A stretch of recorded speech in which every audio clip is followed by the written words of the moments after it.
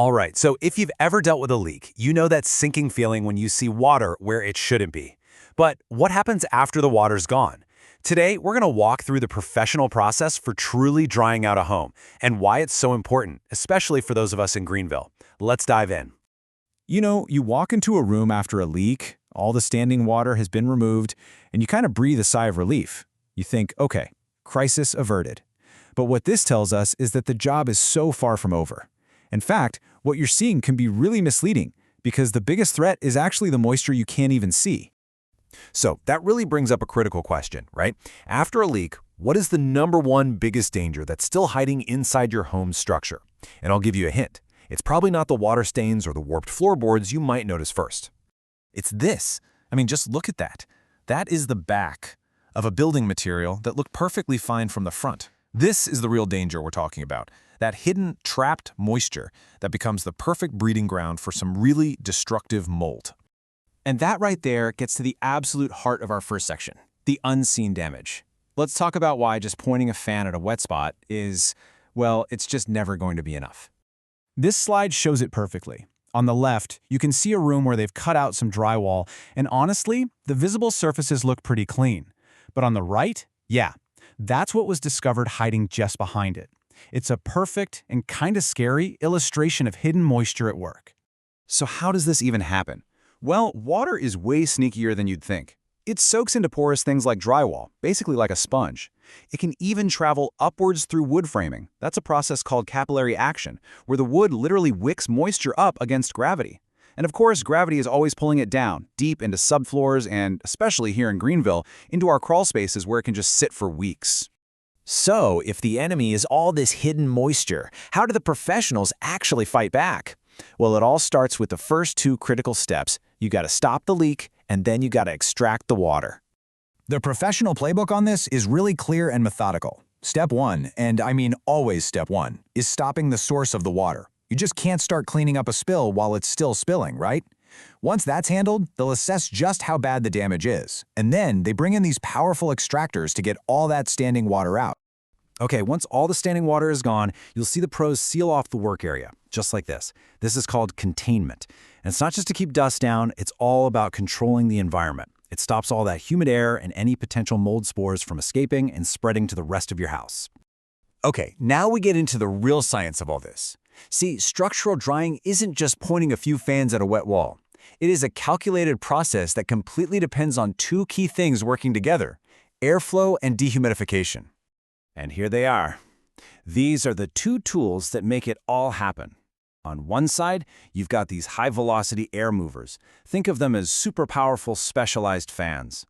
On the other side, you've got these industrial-grade dehumidifiers. Now, the key here is that they have to work as a team. One is pretty much useless without the other.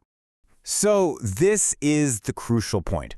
If you only use the air movers, you're just pushing moisture from the wet materials into the air.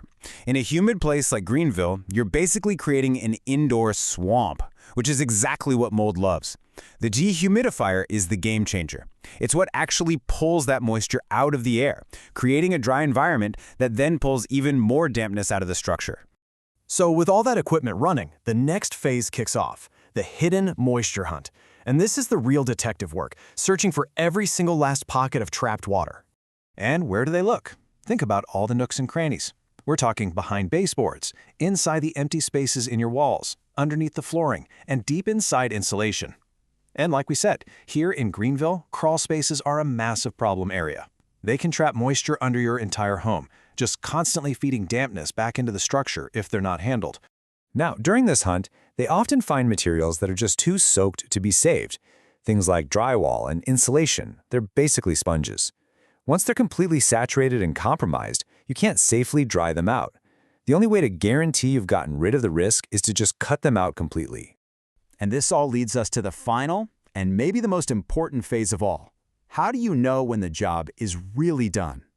Well, it's not about how things feel, it's all about data and technology.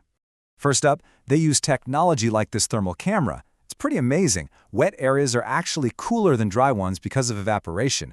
This camera lets them literally see those temperature differences right through a wall, pointing out moisture that is completely invisible to your naked eye. So once that thermal camera points out a potential problem spot, they confirm it with a tool like this moisture meter. This gives them an exact number, a real reading of the moisture content inside a material. This isn't about guessing if something is dry anymore. It's about proving it with data and making sure it's back to its normal, pre-damaged condition.